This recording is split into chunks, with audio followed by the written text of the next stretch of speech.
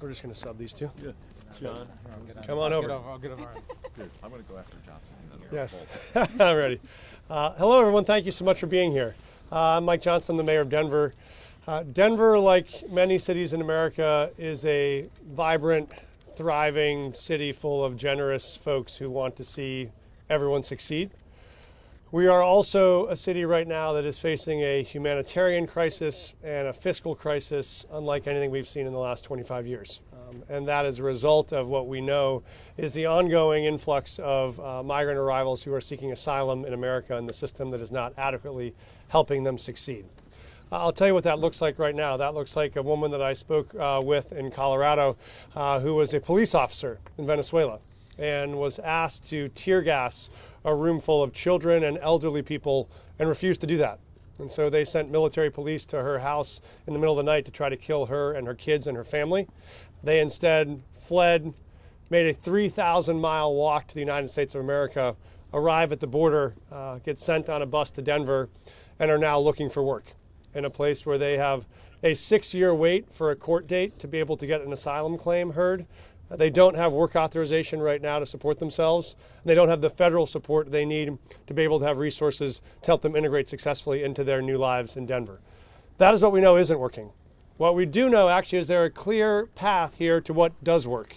All that is required is a clear act of courage from the Congress to take action on the things that cities need to be successful. And that is for us, work authorization so that folks arrive in the United States and arrive in Denver with the ability to do what they want to do, which is to work to support themselves and their families. It means federal resources to make sure we can help support that integration and welcome and support. And it means a coordinated plan for entry so that we have cities and states across the country that can all do our part to help this be a successful arrival for both new migrants and for cities, rather than one that is haphazardly run by the governor of one state deciding where folks should arrive. And so what gives us hope is that we know this problem is solvable. And we believe that our cities have the residents and the businesses who want to see it be successful. We need the help of Congress to be able to deliver on that success, not just for the migrants that are facing the humanitarian crisis, but for our cities that are facing a fiscal crisis. Without some intervention or support, the city of Denver is looking at a $180 million budget in 2024 to meet the needs of the folks that are arriving in our cities in cold like this. We are not willing to let folks be homeless on the streets of our city with kids in tents in 10-degree weather, but without some support, that $180 million would look like a 10% cut of our entire budget across the city.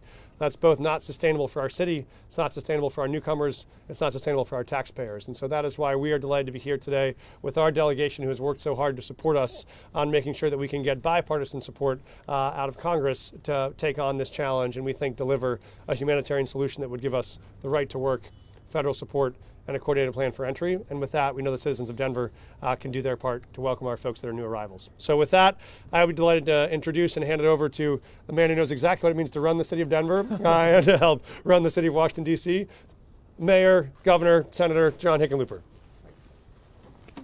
and that doesn't include Denver Health, the number. That's correct. That does not include Denver Health. So, and I'll be very brief. Mayors know what it takes. And we've seen this again and again. They are the front line in so many crises.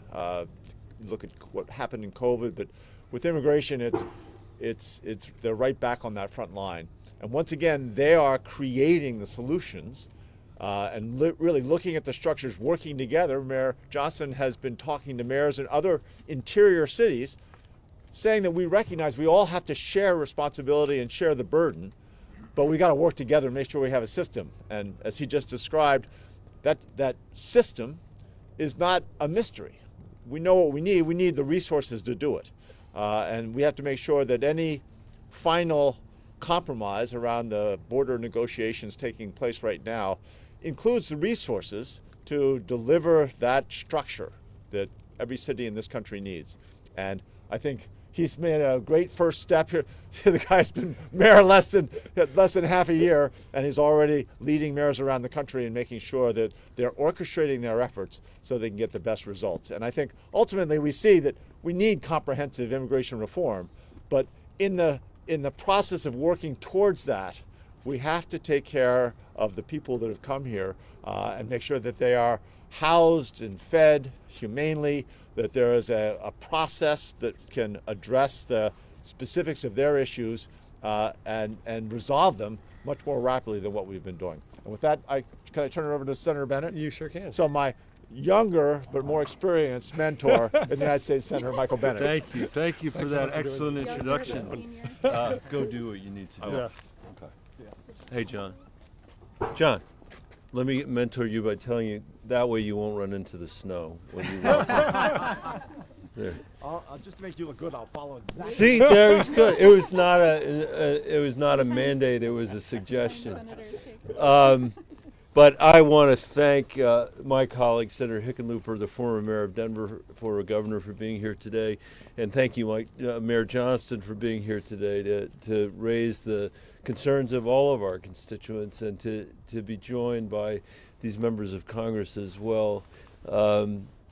Brittany Pedersen and Jason Crow is an enormous delight for me, anyway, personally. It will be brief, but I think you heard from the mayor the issues that Denver is facing. Denver is not seeking to make this somebody else's problem or somebody else's issue. The citizens of Denver are stepping up to our responsibility as citizens of this great country, but they are not in charge of the immigration policy of the United States. Nor, should I say, is the Denver Public Schools. One of the interesting things about this combination of people is you got a current mayor, a former mayor, and a former superintendent of Denver Public Schools, who now has thousands of additional students as a result of the broken immigration system that we have, and is having to come out of pocket in order to deal with that. The city of Carbondale on the western slope of Colorado, where they worked very hard to house the immigrants that had come there, but have said we don't have room in our budget to be able to deal with this on our own. And we need to step up. There's a reason why the Constitution of the United States assigns this responsibility, that is the responsibility of immigration, not to one city or not to one state or not to competing states or not to people with competing political agendas in the states, but to the United States of America. Immigration is the responsibility of the federal government. And this is one of those cases where we can't just fail, blame each other, as we often do, walk away and say it's someone else's responsibility. This is our responsibility. I believe very strongly that the United States has the obligation to continue our funding to Ukraine. I think that they are in a fight not just for Ukraine, but a fight for democracy. They've done everything anybody could have asked them to do over the last 2 years. It would be tragic for this country to turn our back on this. I would not have said this was the moment to talk about immigration policy. I think Ukraine has earned our continued support. But colleagues of mine have raised this issue, and the consequences of our broken system have now become clear across the country as well. So I think it's up to us to make sure we come together to do the immigration part of this. Nobody in Colorado wants transnational gangs running the immigration system for the United States. We should be running our immigration system. And as we think about the funding that we need to attach as part of this, in addition to the policy changes that hopefully we're going to find a way to agree to, we need to make sure that funding compensates the interior cities like Denver, like Carbondale, and interior units of government so that they can continue to provide the services they provided to our own taxpayers, as well as providing the humane response that they've provided to immigrants who are just seeking a better life for themselves and a better life for their families. I think that's point one. And point two, and I'll stop because I know these Congress people are like, what the F, these people in the Senate talk so long. But the second point is the one about work authorizations that the mayor made. I mean, what an irrational system to be, one where people are coming here and then there's no ability for them to work. It's as if the country is insisting that you be on the public dole, insisting that you can't support your family. That's not the situation Denver wants. It's not the situation Colorado wants. We should have, as part of this deal, a work authorization system in place that's generous, not for the benefit of the people that are coming here, but for the benefit of the United States and the benefit of our economy. And so with that, I will turn it over to Congressman Crow. I apologize for going on for so long, but please take it over. Thank you, Senator Bennet. I'm just jealous of the fact that in the Senate side they give you so much time to speak. In the House, they only give us a minute. There's 435 of us, so they have to crunch us in. Well, good afternoon to all of you. My name is Jason Crow, and I'm very proud to represent the 6th District of Colorado. And I do want to take a brief moment and tell you about the 6th District of Colorado. It's one of the most diverse districts in the nation. 20% of my constituents were born outside of the United States. I have over 130 languages and dialects spoken in my public school system. And what we know in the 6th District of Colorado, and in Colorado more largely, is that those immigrants and refugees are a source of great strength and pride. Our diversity is our strength in our community. These are business owners. They are our neighbors. They are the lifeblood of our economy in so many ways. And they are the people that we love, that we work with, that we spend time with. That is Colorado. That is our pride. That is our heart. And that is what we know. So the two things that we do know that my colleagues talked about today is that we have a broken immigration system that is in desperate need of reform, and that Congress must act in a common sense, reasonable way to fix that broken system.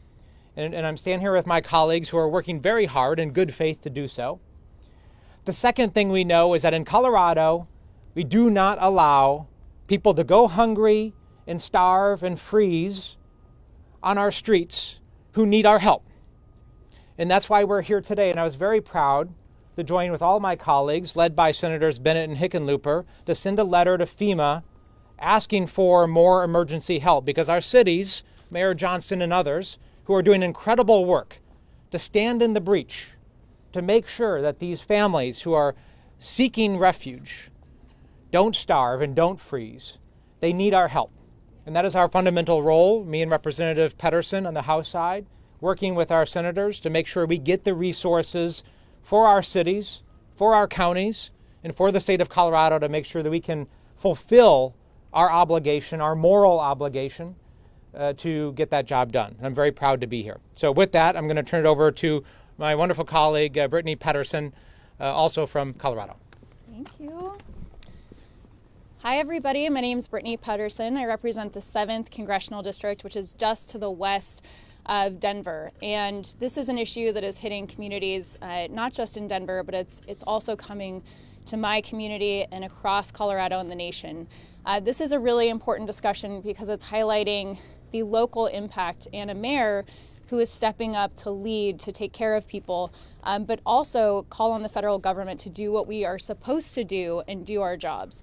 Thank you to Mayor Johnston for everything that you do. And I want to thank the senators who have been working on this issue for many years, and especially Michael Bennet. This is one of those things, I come from the Colorado legislature, and we actually work together to solve problems. I had the opportunity to work with John when he was governor, and it is frustrating, I can tell you as a freshman, to be in Congress to watch the dysfunction. And my message is for people at home who care about the people who are struggling right now, but are also struggling themselves and wondering why we have such a failure at the border and why we don't have a response and why we're unable to act at the federal level. This is something that we do have a bipartisan bill in the House to address this issue. And under previous Republican leadership, Republicans have been told you cannot work on this issue because we're going to win on it in November. This should not be a partisan tactic on winning elections. This is something that we have to come together in a bipartisan way. Their proposals are absolutely there is nothing that is going to solve this issue with the Republican versions that have been brought to the House floor. We need to be standing strong every day, bringing a discharge petition so that people can actually sign on to pass it through the House. We have a Senate the Senate and the House with different leadership and different majorities. You have to be able to come together to pass it in both chambers to find compromise like we do in Colorado.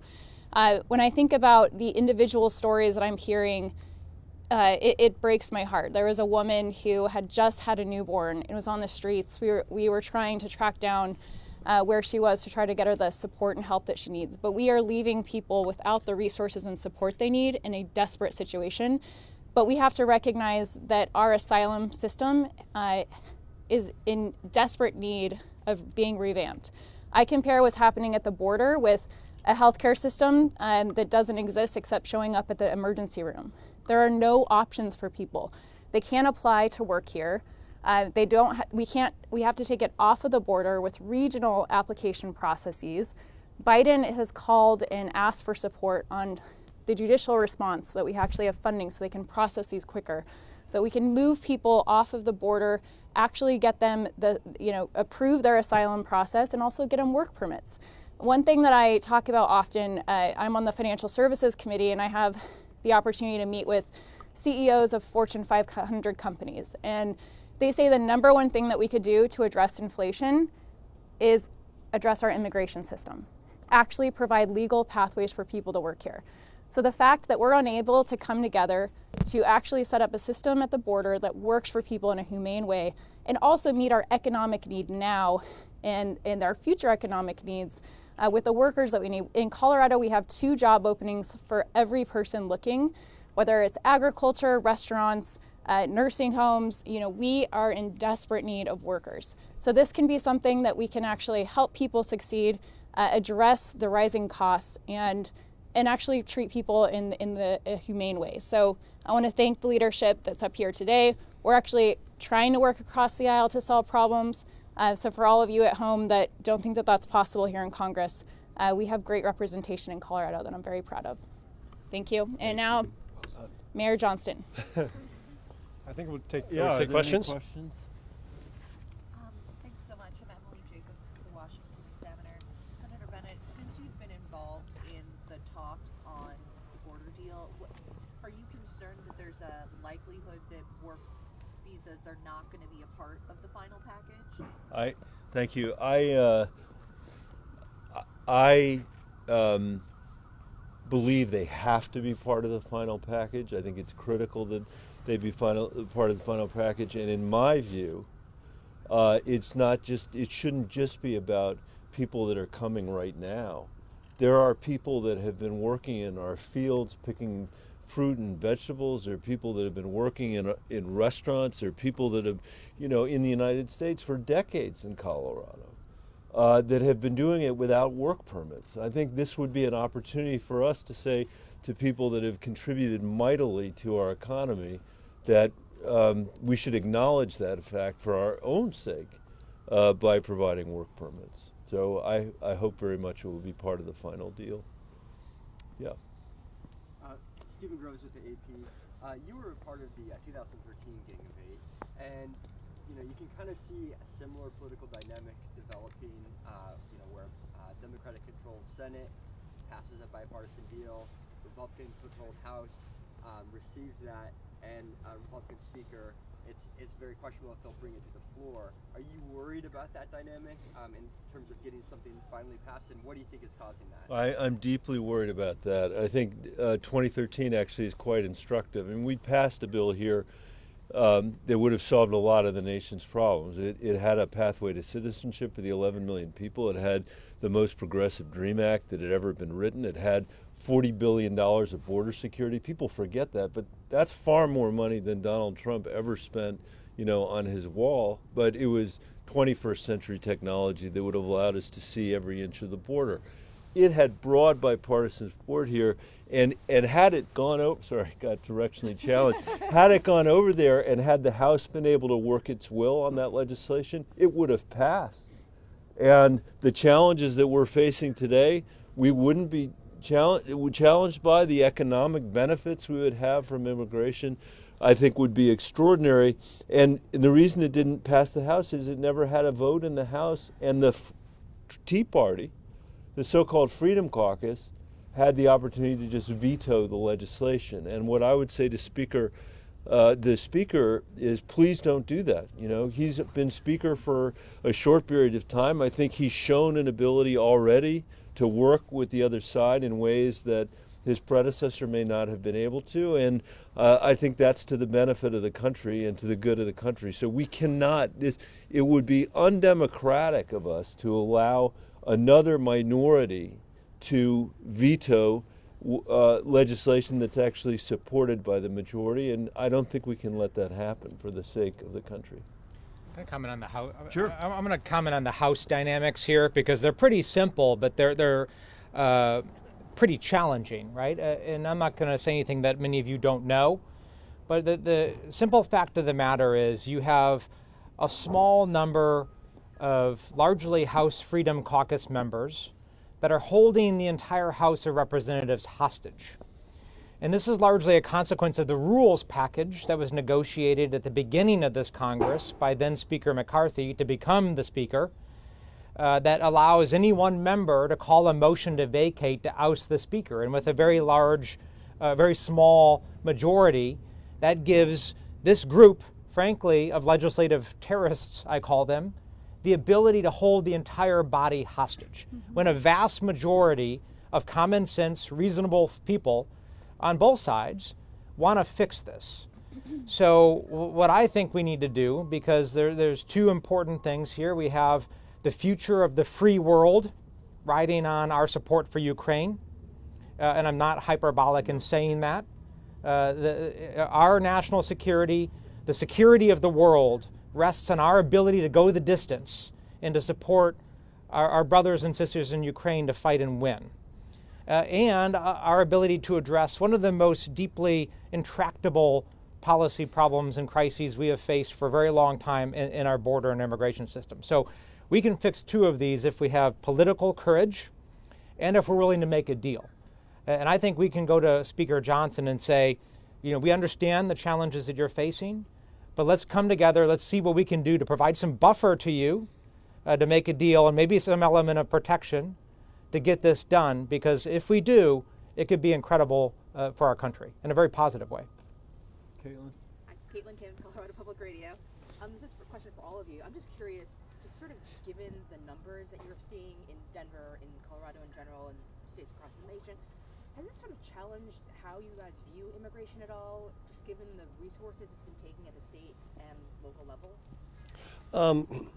I think for us it has not challenged how we think about immigration. In fact, it's underscored the power of the positive impact it can have. There's a recent study in Denver that showed that these new arrivals could have a $1.8 billion net positive impact on our economy in the state if they are allowed to work. And as Representative Pedersen was saying so powerfully, I have two types of conversations almost every day. One is I talk to migrants who say to me, Mr. Mayor, I don't need any support, any public charity. All I want is the right to work. And at the same time, I get calls every day from employers who say, Mike, I got all these open jobs. Why can I not fill them with the folks that have just arrived? And so what we see is people here who want to work, people here who want to hire them, and a federal government who stood in the way of our ability to let those people go to work for the people that want to hire them. And so we know there's demand. And I talked to mayors from cities around the country this morning who have huge labor shortages and want workers, declining enrollment cities who want to add population to people that can work. And so we think this shows the natural need of a growing economy to have a base of immigrants who come and help build this country. We just think that the challenge is the federal system that doesn't allow them to do what they would like to do. So we think the net positive is dramatically outweighs the net negative. But the problem is the current system, if you require the government, city or state or federal, to bear the public cost of supporting people who want to work but can't, that then drives a cost without a benefit. And so we think this is the system that least helps them succeed and us succeed, but it's quite clear from where we're standing, there's a system that actually helps them succeed and us succeed dramatically. Can I? Brittany, Please. do you want Is that okay? Yeah, jump in. Sue? Thanks for the question. I think for me, I want to recognize that a lot of people at home, even if they might be persuaded by the fact that we have a need to fill these jobs, a need to address our failed immigration system, they want to know that there's a process in place and they see chaos.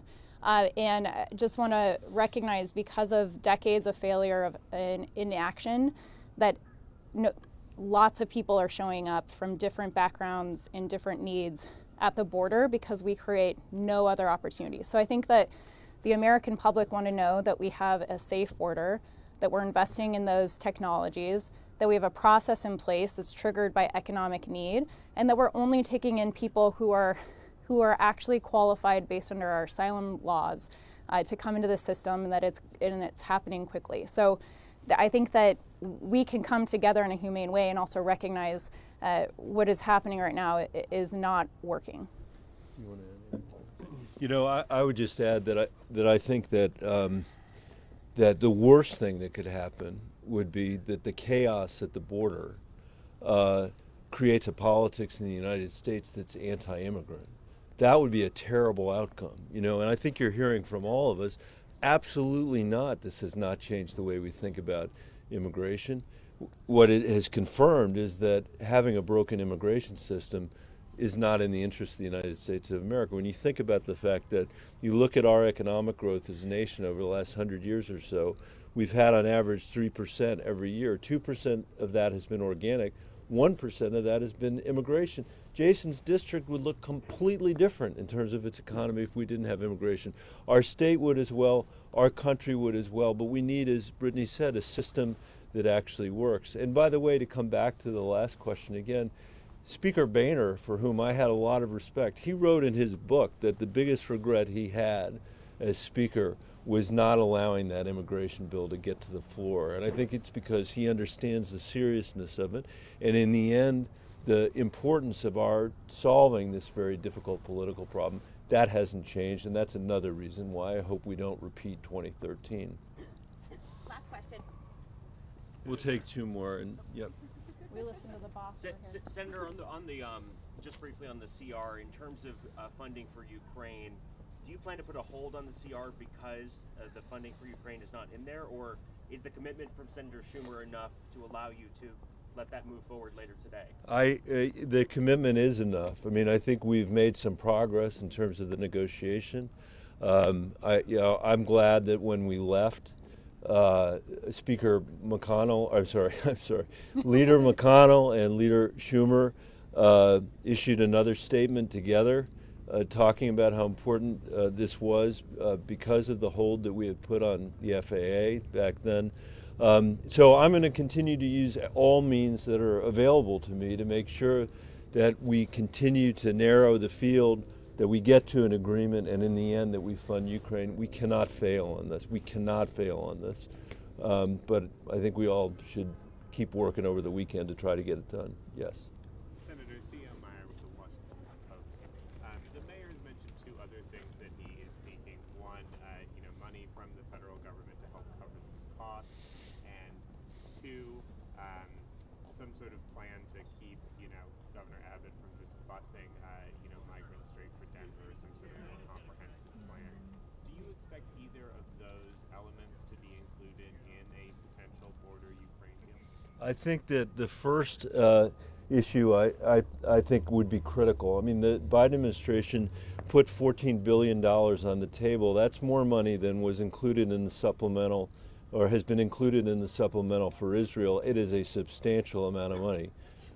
And some of that is going to have to go to interior cities like Denver and Chicago and New York. This is going to be a difficult negotiation because the border communities obviously are also in need of resources, and I want to support what they're looking for as well. We're all going to have some share of that $14 billion. I think the second part, I hope, will largely solve itself. Governor Abbott, let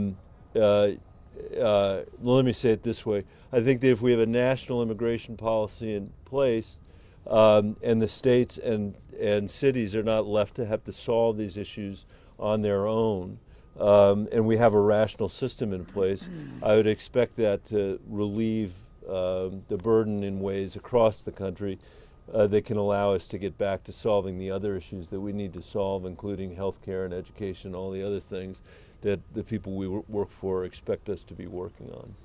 If I can I just Sure. add one point to that? Yep. So think the two most important things for us are, one, federal resources, and the second are work authorization. I met with a group of cities this morning. It's clear if folks arrive in this country with work authorization and with federal resources, we as a group of cities can determine how to help allocate them and get them to places where jobs exist and are needed. That part I believe we can figure out even without federal help. If we can get work authorization and resources, the rest I do believe the cities can take care of. Thank you, everybody. Let the record reflect that it was the Colorado delegation that was out here at whatever temperature it is today in the snow doing this. This is like spring break for us, so we're good. Exactly. See ya. Thanks for having us.